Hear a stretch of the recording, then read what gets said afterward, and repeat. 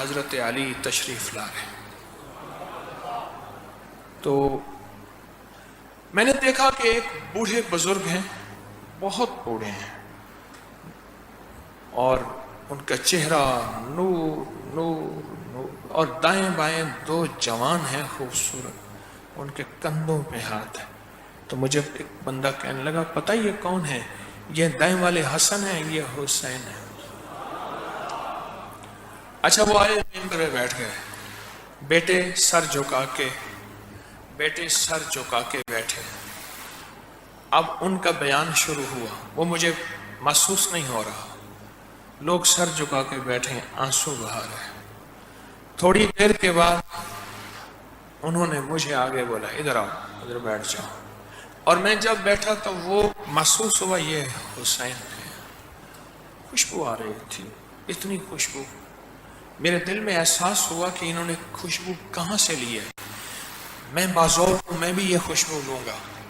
مجھے ایسے دیکھ کے اشارہ کیا یہ یہاں سے آ رہے ہیں، سینے سے آ رہے ہیں، دل سے آ رہے ہیں.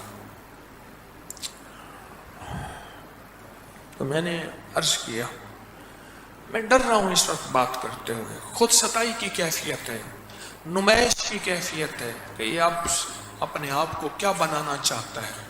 لوگوں کے بھانڈے اور برتن چھوٹے ہیں. میں اکثر کہتا ہوں بہت سی باتیں ایسی ہوتی ہیں جو میرے ساتھ ہوتے ہیں، میں منسوخ کر دیتا ہوں کہ ایک بندہ تھا اس کے ساتھ یہ ہوا.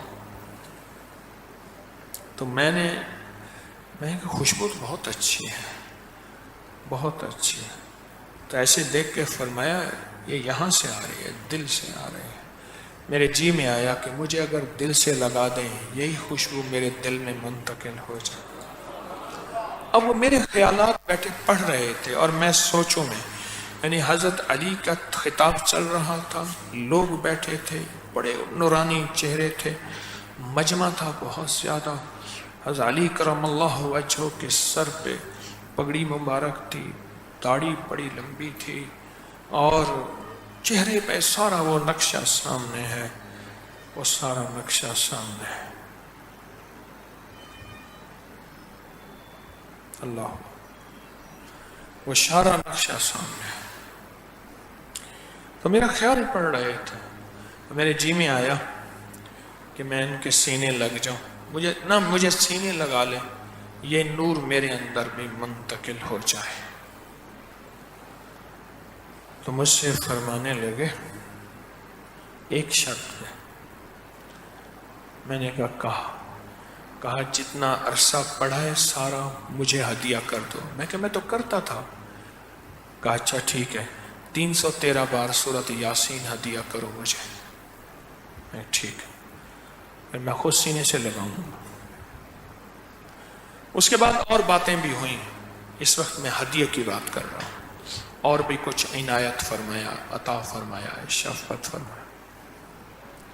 میں ایک طرف بیٹھ گیا کونے میں نے 313 بار سورۃ یاسین ختم کر لی. ایسے محسوس ہوا میں نے پڑھ لی، ختم کر لی. میں پڑھ رہا ہوں، اتنی ہو گئی،